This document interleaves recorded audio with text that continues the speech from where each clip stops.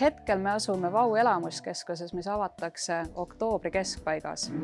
Meil on väga palju erinevaid atraktsioone ja atraktsioonide valikul oli meie eesmärk, et perel oleks ühistegevusvõimalust.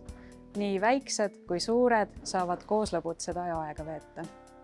Teiseks põnevuseks on siis meie prantsusepärane köök, kus juhib vägesid meie prantsuse kokk. Vau keskuses asub ka parima merevaatega spordiklubi. Saarlased ja Saaremaa külalised on aastakümneid oodanud toidu- ja esmatarbekauplust Tuulteroosi linnaosasse.